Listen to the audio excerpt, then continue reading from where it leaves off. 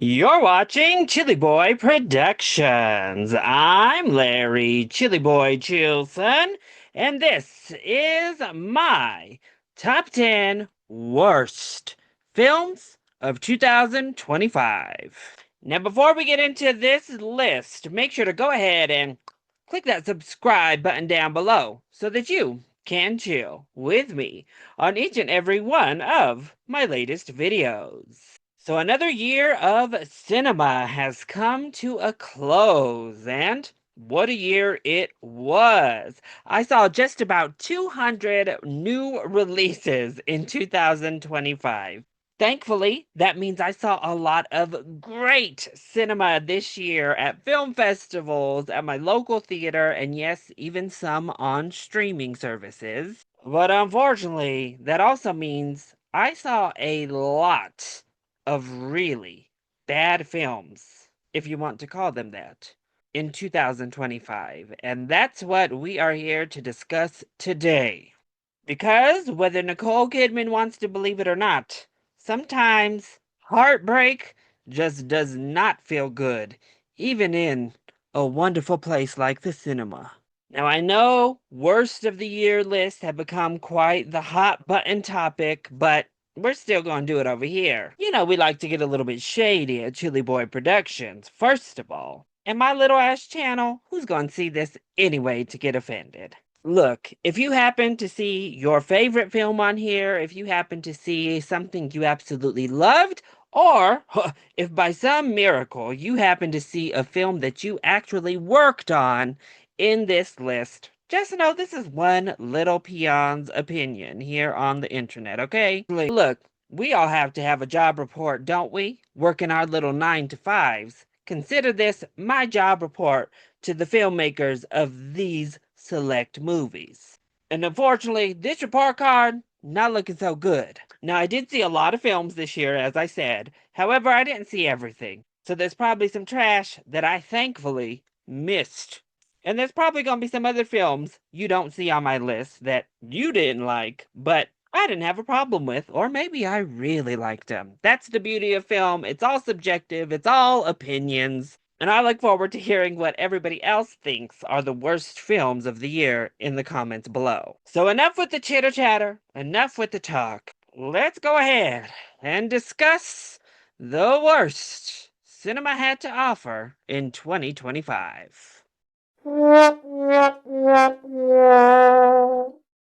we're kicking things off with probably the most controversial film to be placed on this list because it made almost $1 billion at the box office. A lot of people loved this film. They had a great time with it. But I was not a fan of that chicken jockey. That's right, at number 10, I have a Minecraft movie. Look, I was ready to just have some dumb fun. I've never played Minecraft myself, but yeah, a Jack Black video game movie? We've been having fun with those, right?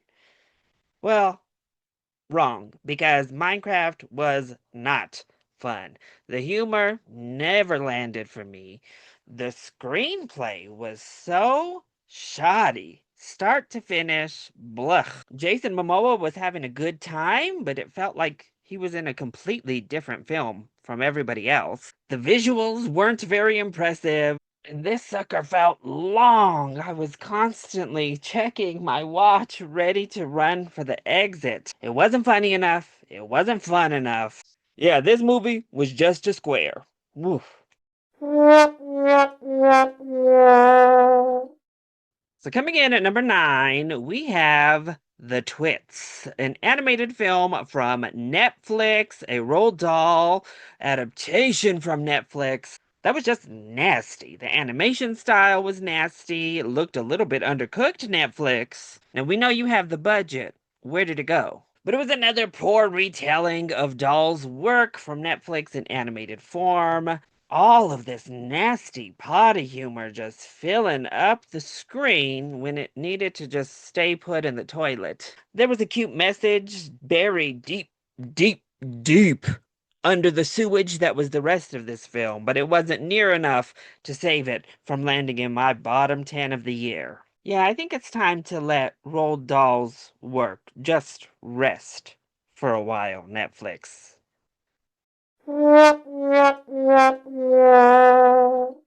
So, scaring its way into my number 8 position, we have Until Dawn. Well, I've also never played this video game, so I didn't hate it from the perspective of a jilted gamer who didn't get a good adaptation. It's just not a very good scary movie. And it pains me because I love Michael Cimino, and I'm always rooting for him and hoping for the best. Uh, but he makes it hard sometimes when he's delivering trash like this. Until Dawn is repetitive, it's boring. The CGI monsters looked really, really bad. The ending is sloppy, to say the least, and you don't care, even in the slightest, about any of these characters because they're all terrible. I was just slapping myself in the movie theater, hoping to wake up from this nightmare of a viewing experience. So, bopping their way in at number 7, we have the Smurfs. Now, what the Smurf were they thinking when they decided to release yet another Smurfin' Smurf movie to the Smurfin' movie theaters? Why is it so difficult for an iconic franchise such as the Smurfs, a property that's beloved, lasted the test of time, but we cannot get even a halfway decent Smurf movie to the big screen? We're rebooting it yet again, trying our hand at a new set of voice actors to bring these little blue cretins to life. This time, they thought James Corden and Rihanna would do it. And once more, it's terrible. No heart, no soul to be found in this Smurfs movie, a quasi musical that didn't make any sense, a quasi live action hybrid that didn't need to be, just completely void of anything. The paint by numbers mess of an animated film that's capped off with a terrible Rihanna song to boot. Can we just let the Smurfs live in Little Smurf Village in peace, please? And in turn, let us live here in the real world, Smurfless, in peace? So, biting its way to the number 6 position, we have Muzzle, City of Wolves. So, this is a sequel to the movie Muzzle, also starring Aaron Eckhart. So, show of hands, who all saw Muzzle in 2023 when it was released? Okay, for the few of you that raised up your paw, keep your hand up if you were chomping at the bit for a sequel to Muzzle from 2023. Nobody. Okay. That's what I thought. Who wanted this? Who asked for this? The box office didn't even ask for this. I'm surprised they were even able to get Aaron Eckhart back, but looking at his current slate of films, I guess he needed the work. This was a horrible, generic mess of an action movie. Look, dogs are my weak spot. I love me some pups in cinema. Not like this, though. The twists and turns were a hot ass mess. The action was filmed so terribly you couldn't even comprehend what you were looking at. The story beats, the plot were so generic. And when you combine all of that with the actual movie poster, yeah, this is a movie you find rummaging through the $5 DVD bin at your local Walmart. You just so happen to see a little dog on the cover, say, meh, I'll give this a try, and then realize it wasn't even worth the $5 you paid for it. I think it's time to put a muzzle on this franchise for good. Hunting us down at the number 5 position, we have The Strangers, Chapter 2. Oh my gosh, we still have a third one of these to come because they filmed them all at once and they cost $0 to make. So we're going to be forced to sit through another one next year. Yay. From the jump, what are we doing here? What is the purpose of The Strangers Chapter 2? So, The Strangers Chapter 1, which was one of my least favorite films of 2024, was just the great value version of The Strangers, a movie I really enjoy. So, I'll say I at least enjoyed the sequel marginally more because it was new. It wasn't just a carbon copy of another film, though it heavily takes inspiration from other films. But it's also actually more baffling. Because, I don't know, somebody in the writer's room thought we, the audience, wanted a backstory to the Strangers, a group of killers literally titled The Strangers, whose biggest selling point as killers and something to be afraid of is that they just kill at random. You don't know who they are, they seemingly have no motive, they just kill. So, yeah, somebody's bright idea was to take those folks, those killers, and give them a backstory. Humanize them to some degree. Let us know why they decided to become killers. And that's what The Strangers Chapter 2 is. Just a backstory for one of our strangers.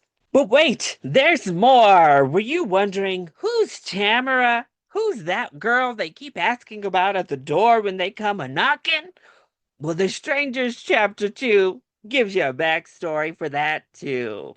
How fun, right? Meanwhile, we have Madeline Pesh doing her best with the absolute worst script you could imagine, making more absolutely asinine decisions.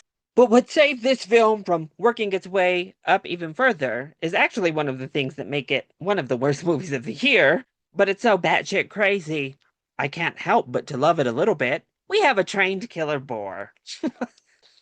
But be ready, there's already a spot reserved for The Strangers Chapter 3 on my 2026 Worst of the Year list. Serenading us into the number 4 position, I have Hurry Up Tomorrow. I struggle to even call Hurry Up Tomorrow an actual film. It plays a lot more like several music videos, very loosely strung together with the plot of Misery. The Weeknd, Abel, come take a seat, please. Give up this acting thing. Not everybody needs to be an actor and a singer, okay? Particularly when you insist on continuing to write the scripts. No, just pick up the mic, hit the stage, because this ain't it. Honestly, what was the point of this? And then you have Trey Edward Schultz, who clearly is demonstrating he's all style, zero substance in his filmmaking, because that's literally what this is. Flashy lights and cool shots and cinematography with nothing to back it up. Jenna, girl, I commend you for trying your best with this material. Barry Keoghan, I don't even know why you were in this thing.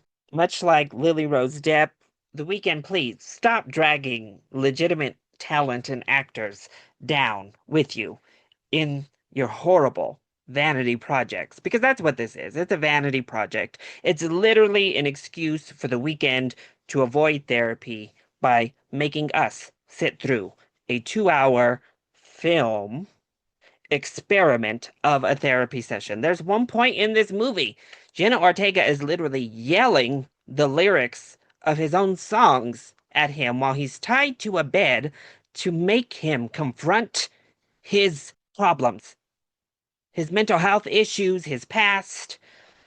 No, no, no, no, no, no. We don't need to be tortured because you need therapy. Go see a professional.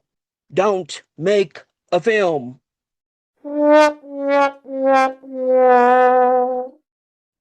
Crashing its way into my number 3 position, we have War of the Worlds. So I saw Ice Cube came out and defended this film and defended his performance because this was shot during the pandemic.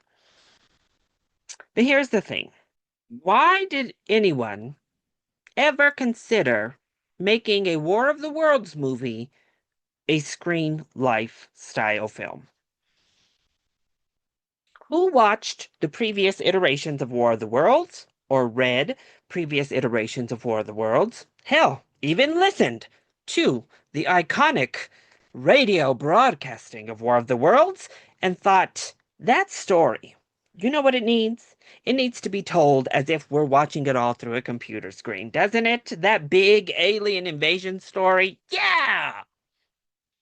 So it was doomed from the start. It didn't matter if it was shot in the pandemic, if it was shot any other time.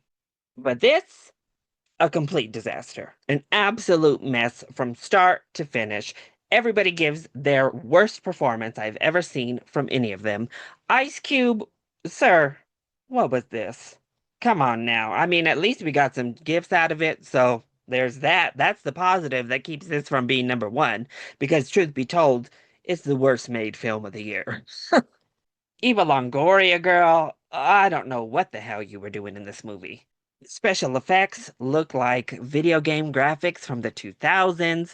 The entire idea with these children, who unfortunately also couldn't act, was crazy. Watching Ice Cube as literally the world is under attack, decline calls from his government employees to continue spying on his kids instead, or try to call them, was nuts. Every creative decision about this film was absolutely nuts. These little nanobites coming out of these aliens to collect data in this like data room that was hidden, and his son being the ops and recruiting pops and all of this. No, well, stop. Just stop. And that doesn't even address the biggest elephant in the room, the most egregious, shameless product placement I think I've ever seen in a film. Amazon. You're not slick. This came out on Prime Video. And oh, Amazon actually saves the day through one of their delivery drivers and hell, even a drone. So remember that, folks, when an alien invasion takes over, log on to your Amazon, and maybe, just maybe, that drone could be the very thing that delivers just what you need to save the world.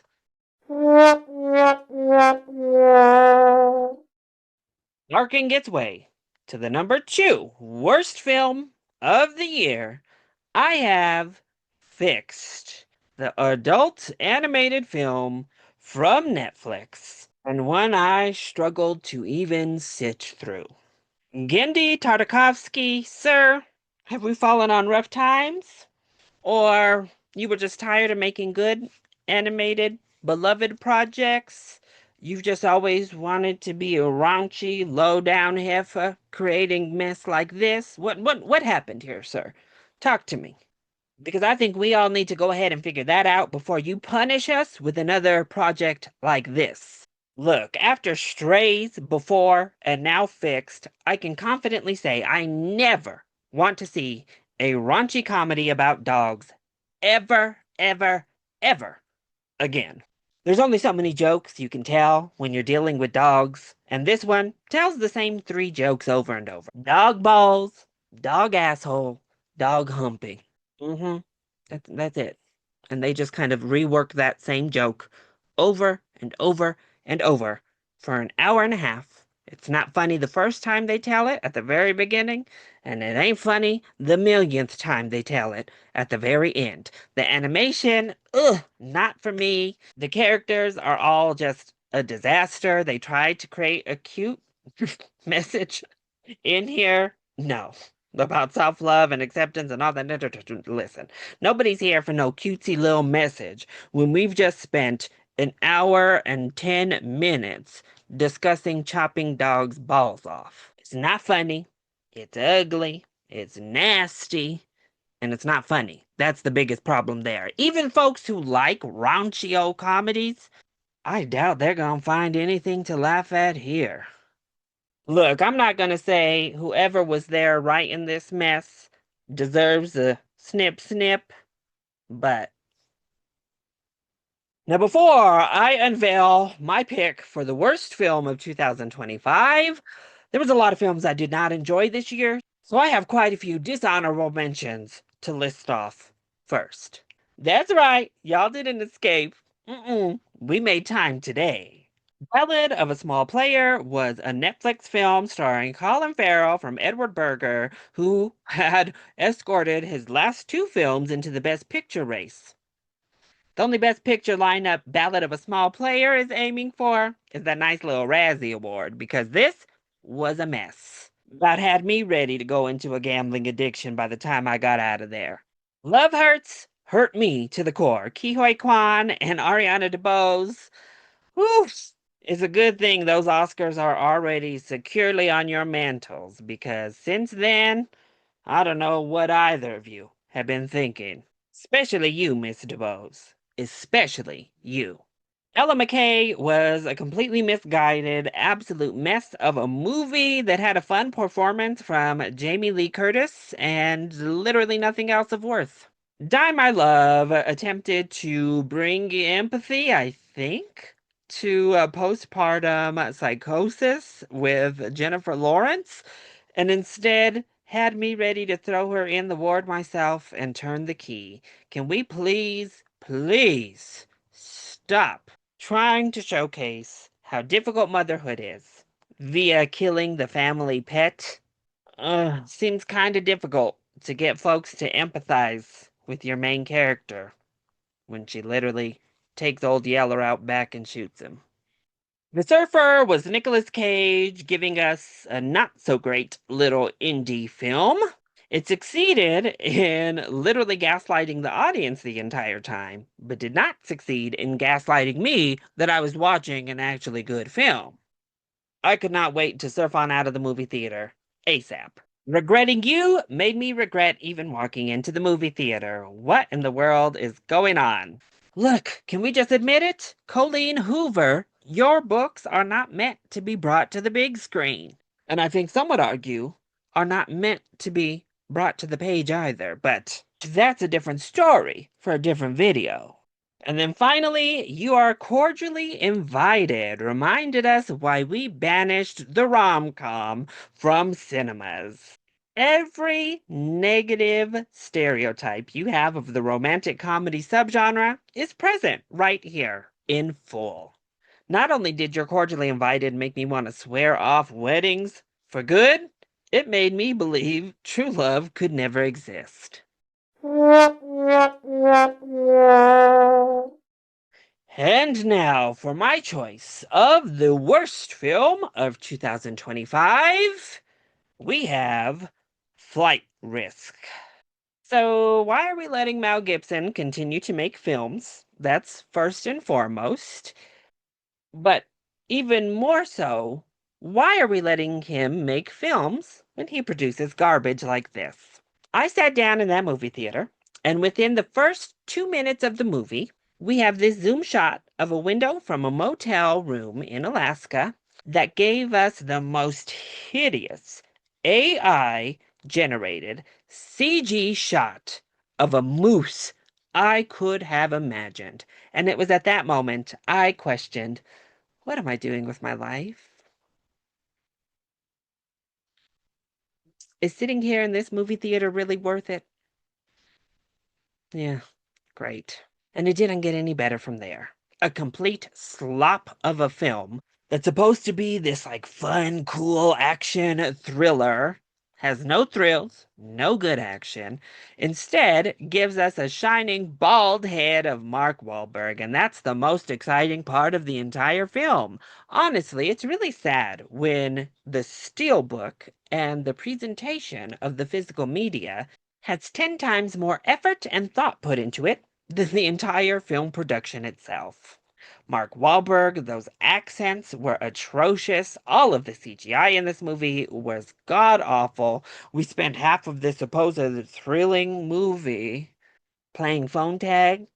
Atrocious. By far the worst screenplay of the year, the most dull, lifeless piece of media I had to sit through in 2025, and I will be happy to fly away from flight risk and never have to visit this airline again. So that was my list of the 10 worst movies of 2025.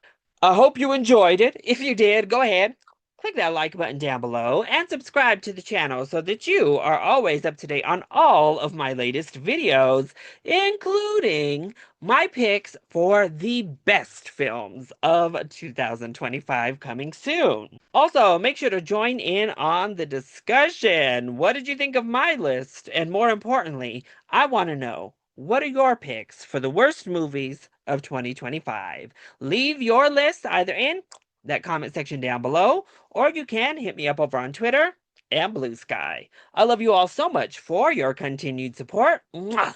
Thank you for watching, and we'll see you next time. Bye.